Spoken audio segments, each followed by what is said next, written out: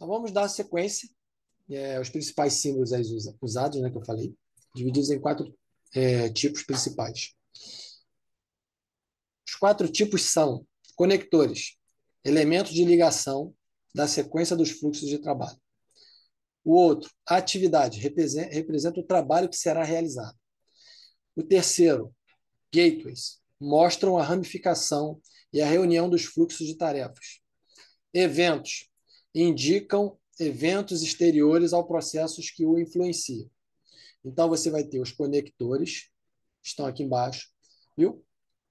Olha só, fluxo de sequência, está aqui, ó. Você vai ver que é uma linha. Fluxo da mensagem, é uma linha pontilhada,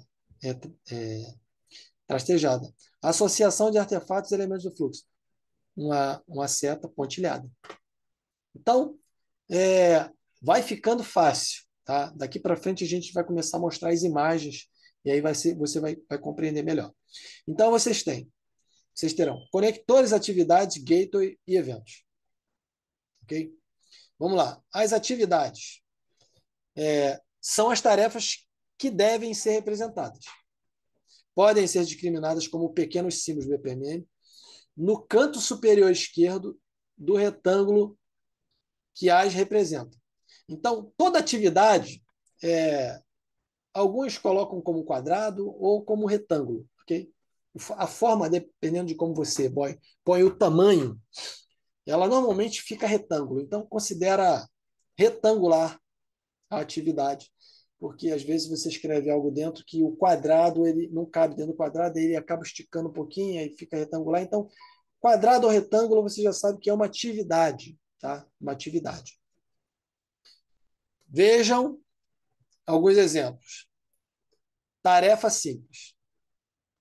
Uma tarefa representa um trabalho realizado no processo. Pode ter associado um formulário de entrada de dados. Então, vamos lá. Toda tarefa que o processo contém vai estar definido como um retângulo, tá vendo? Aqui não é um quadrado. Se a gente pudesse acertar um pouco mais aqui o tamanho, viraria um quadrado, mas é um retângulo. Então, toda atividade ela vai estar definida com essa figura geométrica, que é o retângulo. Tarefa de serviço. Aqui a gente tem uma tarefa sem anotação. Lembra que nós falamos que BPM, né, é a gestão do processo. A anotação ela veio com a finalidade de dar mais detalhes à compreensão da tarefa que está sendo executada. Então, você tem aí uma engrenagemzinha no canto superior, tá vendo? Serviço, a tarefa de serviço. Executa um web service e é utilizado para implementar integrações com o sistema. Aqui a gente está falando de uma atividade que ela é automatizada. Tarefa de serviço. Depois que a gente for para o desenho, você vai entender melhor em que momento que ela pode ser aplicada. Tá? As tarefas normais sem notação, ela vem sem nada aqui. Ó. A gente pode construir um fluxo sem nenhuma anotação, sem engrenagem nenhuma. Aqui pode ter uma mãozinha, que é uma tarefa manual, pode ter... Enfim, nós vamos falar disso aqui para baixo. Mas você pode, com a anotação, dar mais informação ao fluxo, ao diagrama que está sendo criado. Tá? Então, a anotação ela vem para dar mais detalhe, para dar mais capricho.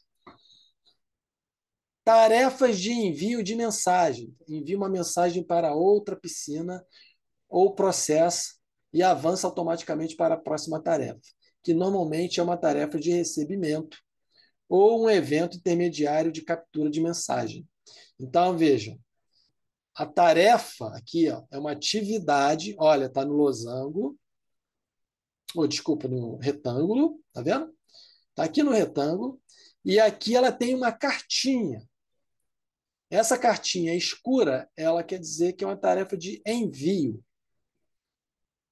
Não se preocupe, que na hora que você for colocar a anotação de envio, na hora que você selecionar, a cartinha já vai estar lá escuro, ok? Vai ter uma cartinha lá escuro com um nomezinho do lado, envio de mensagem. Então você não precisa se preocupar qual é a cor da carta, se é a carta clara ou escura. Ela já está lá na hora de você escolher, é enviar uma mensagem, você clica lá, mensagem, aí você tem as duas opções, o envio e o recebimento. Clicou no envio, a cartinha já fica escurinha. Tarefa de recebimento de mensagem, é de baixo, é claro. Okay? Então, um envia e o outro recebe. Tarefa manual, ó, estamos falando de atividade, só atividade. Tudo que pode ser uma atividade durante o processo vai estar dentro do retângulo. Manual, vai ter uma mãozinha lá, dizendo que é manual. Tarefa do usuário, representada. Ó, deixa eu falar aqui o conceito da manual. Representada por uma tarefa realizada por uma pessoa que não utiliza um sistema de workflow. Ou ela não utiliza um sistema. Por exemplo, servir café. Servir café, você está lá no meio de uma reunião. Né? Aí você chama alguém, faz um coffee break, aí você chama a equipe da Copa para trazer o café. Então, você está no fluxo lá de treinamento, dentro da sua empresa. Fluxo de treinamento, tal, não sei o quê. Gente, vou parar agora que a gente vai para o nosso coffee break. Nosso coffee break tem que chamar o pessoal da Copa, que vai botar as coisas lá para o pessoal comer alguma coisinha, tomar um café e dar aquela pausa de respiro. No meio, vai ter lá acionar a Copa, aí lá atividade dentro da Copa, servir café, servir as guloseimas que vão estar lá. Enfim, é uma atividade o quê? Manual. Não dá para o sistema fazer isso. Então, só para você entender o que é uma tarefa manual. Tarefa do usuário. Representa o trabalho realizado por um usuário de um sistema conectado que é ao o processo de workflow. Tá? Aqui a gente trabalha com a engrenagem, com o motor, tá? O motor do workflow. Exemplo, cadastrar um funcionário.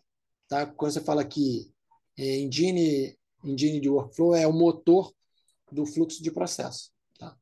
Então, cadastrar um funcionário no sistema é uma tarefa de quem? Do usuário. O usuário entra lá e digita as informações na área do campo do sistema processo admissional. Okay? Algumas coisas podem vir importadas, quando tem um sistema integrado do RH para a Folha, mas tem algumas coisas que o usuário tem que ir lá e tem que complementar, que não é complementado com todas as importações que vêm do módulo de RH, quando o sistema tem módulo de RH integrado com a Folha. Então, tarefa de usuário é isso. Tarefa de script, tá vendo? Vem esse formato aqui. Tem um outro tipo de representação de script, mas foca no nome que o símbolozinho vem a reboque. Então, se quer, executa uma sequência de comandos utilizando o próprio motor de processo, né, que é o engine aqui. Pode ser usado, por exemplo, para rodar um script PowerShell, que é uma automação de tarefa. Por exemplo, se você tem alguma ferramenta de IA, né, inteligência artificial, dentro da sua folha de pagamento ou dentro do seu departamento, que você dá um comando e essa inteligência artificial faz essa atividade, é uma tarefa de script. Ok? Então, é nesse momento que você vai usar uma tarefa de script. Bom, tem tarefas de regras de negócio, que vai ser representada aqui por esses bullet points aqui como se fossem alguns itens relatados. Aciona uma regra de negócio que retorna um valor para a comparação. Pode ser realizado por meio de uma chamada de web service. Aí eu coloquei o conceito de regra de negócio porque nós temos isso no nosso conteúdo programático e eu vou falar lá no final, tá, dessa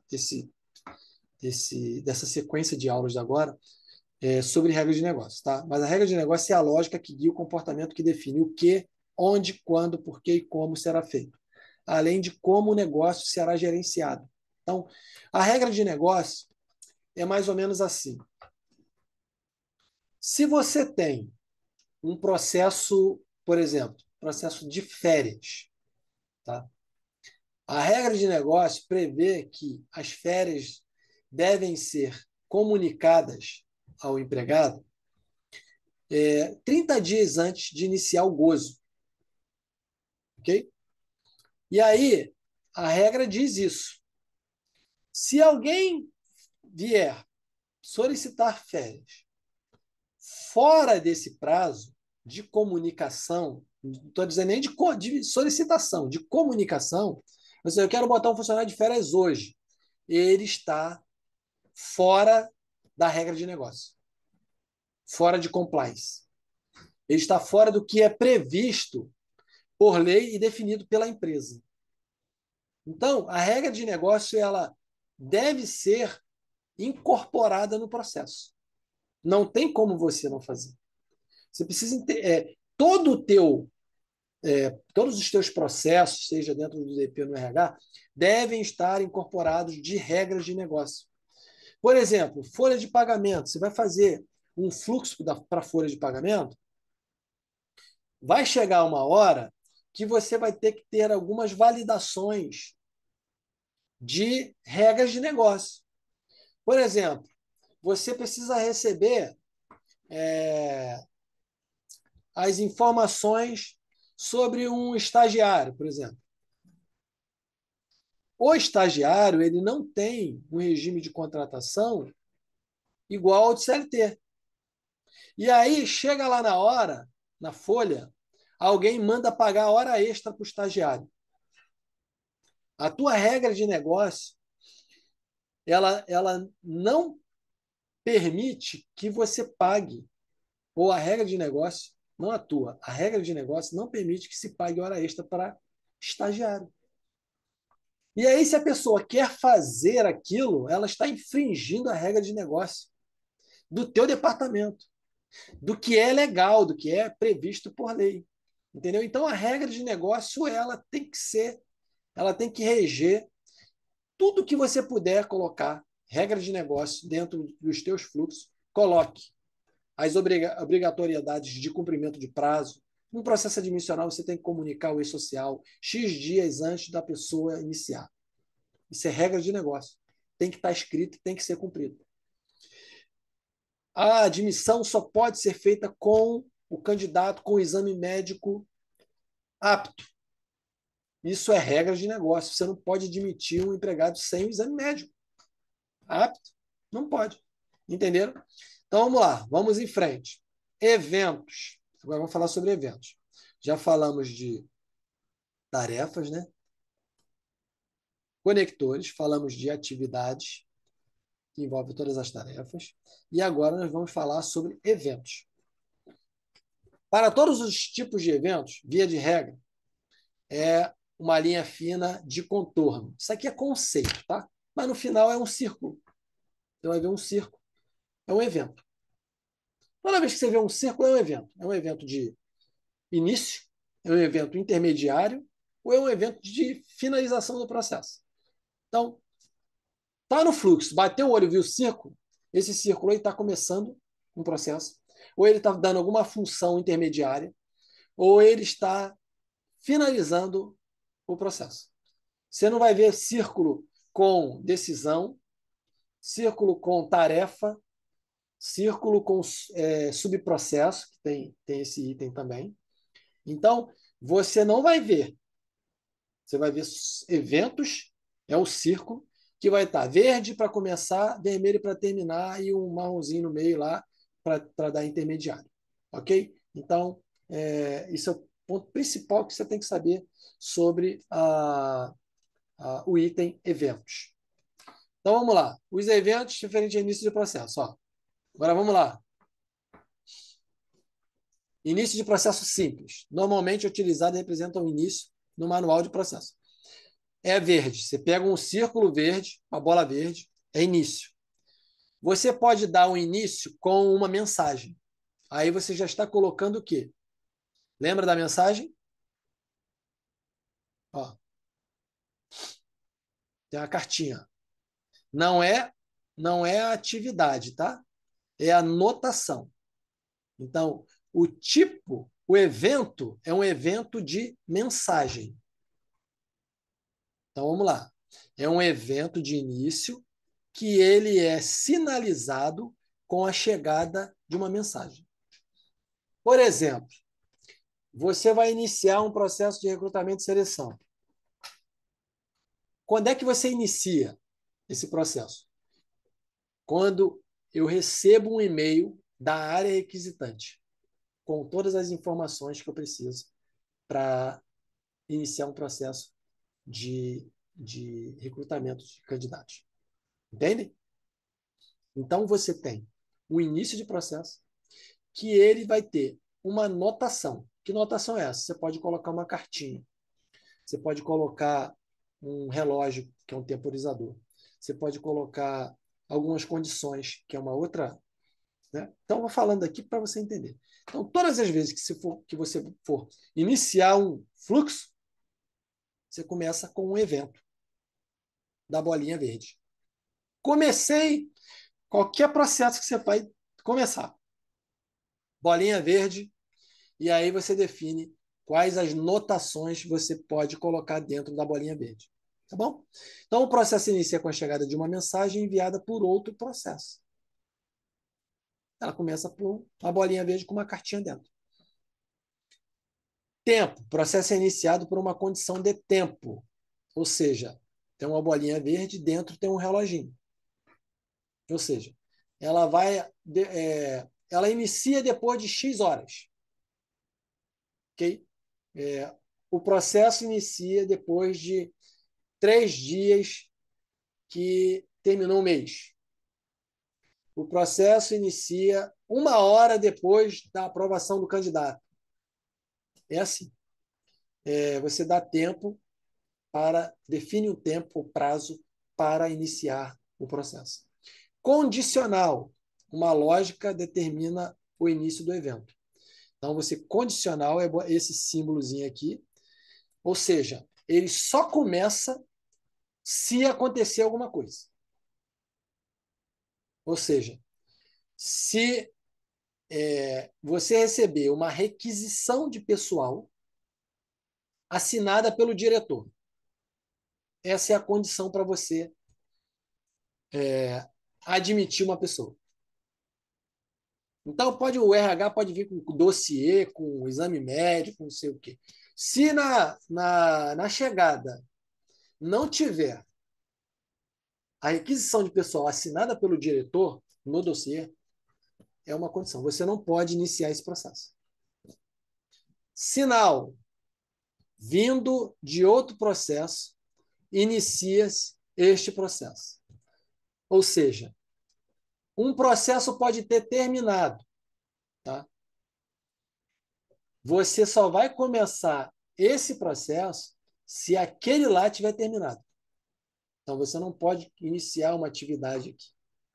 Por exemplo, você não pode admitir uma pessoa, se a gente for colocar como processo admissional, início de um processo admissional, como com esse sinal de, ou seja, eu preciso saber, eu preciso ter certeza de que recrutamento e seleção fez todo o processo, terminou o processo dele, entregou para mim, e agora sim, depois dessa sinalização, eu posso iniciar o meu. Múltiplo. Um de muitos eventos possíveis inicia um processo. Ou seja, se acontecer isso, eu posso iniciar. Se acontecer aquilo, eu posso iniciar outro processo. Se acontecer aquilo, eu inicio o processo para outra coisa. Então, são múltiplos processos. Múltiplos paralelos. São múltiplos eventos que devem ocorrer para iniciar o processo. Então, você tem um e muitos para iniciar, e você tem vários que iniciam. Aqui a gente está entrando num campo muito, sim, que envolve mais uma questão industrial, que demanda uma coisa mais, muito mais detalhada no processo. Nós não vamos usar isso aqui. DPRH a gente começa com cartinha, talvez um temporizador, talvez uma condição. É assim. DPRH trabalha nisso aqui. A gente não envolve os outros processos, tá bom? Muitos gatilhos, eventos intermediários. Tá. O evento intermediário está aqui como azulzinho. Então, ó, este evento não possui ação definida, mas representa na modelagem alguma mudança de estado do processo. Tá? Então, quando você vê um evento intermediário, ele tem uma sinalização que vai gerar uma mudança no estado do processo. Então, vamos chegar lá na hora que a gente for para o fluxo. Tá bom? A gente coloca lá um evento intermediário para você entender como é que é a utilização dele. Aí você tem um evento intermediário com mensagem, que também você pode colocar o evento dentro dele, igualzinho o evento de início, com a cartinha, um temporizador, um link. Ó, aqui já é novo, temporizador e cartinha tem no evento de início de processo. No evento intermediário tem esses dois. Ó, o link é utilizado para representar graficamente uma continuidade de um fluxo de sequência. O evento que inicia com GoTo deve ser do tipo lançamento, e o evento link deve receber o redirecionamento, deve ser do tipo captura. Ou seja, aqui você está falando de uma sequência.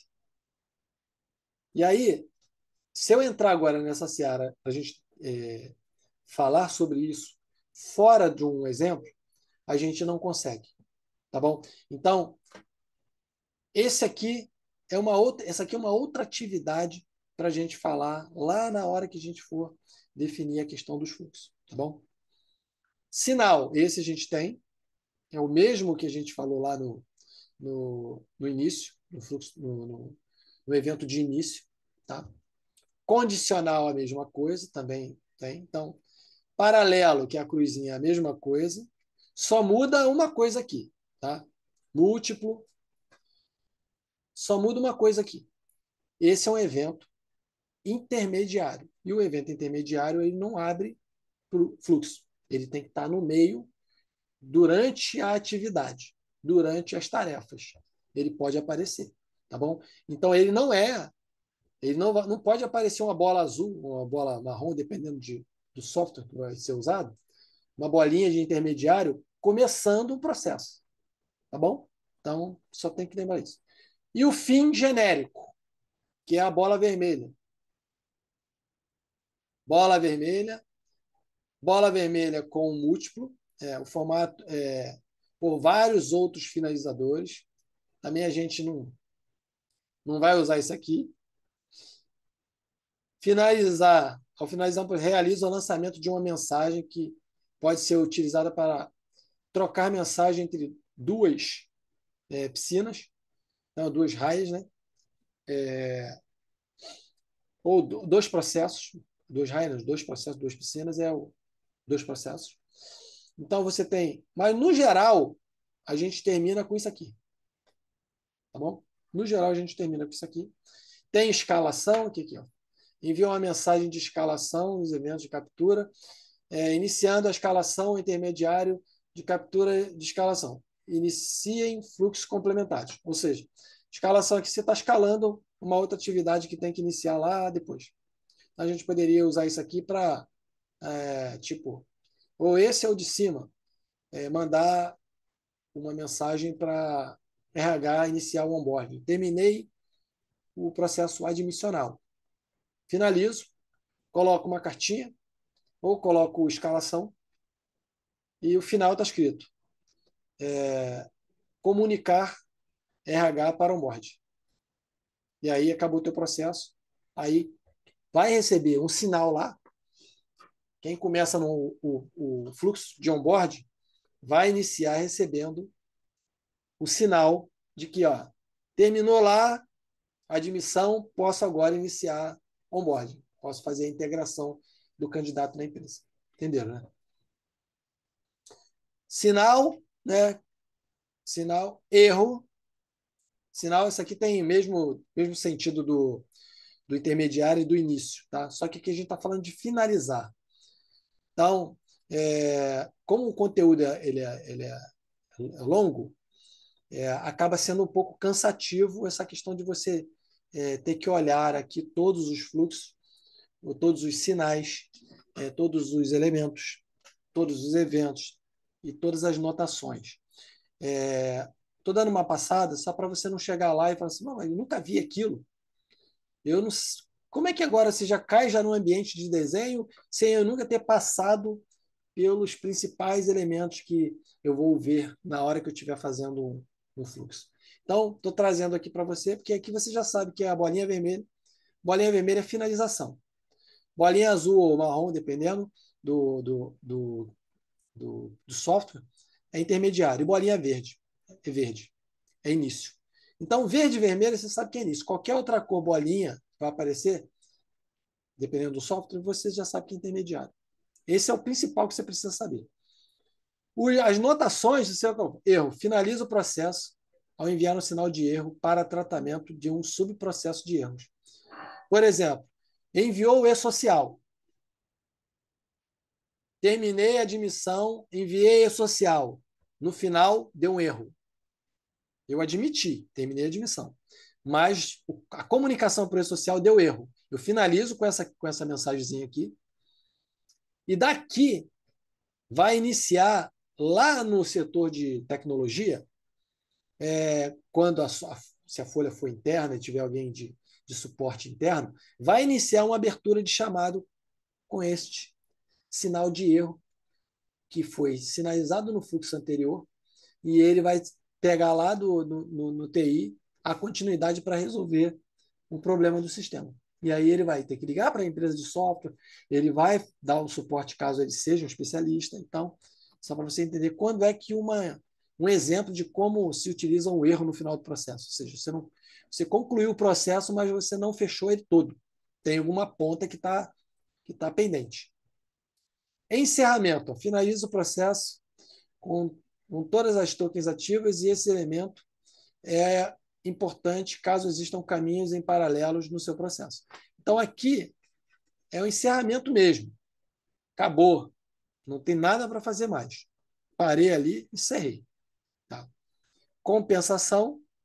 Finaliza o processo, o token inicia um fluxo de tratamento de compensação que são utilizados para desfazer ações previamente realizadas no processo. Aí a cena está voltando para trás. Bom, vou parar aqui para a gente voltar no gateway, tá? E aí na próxima aula a gente dá continuidade nos objetos, nos elementos, e aí a gente vai falar agora de gateway.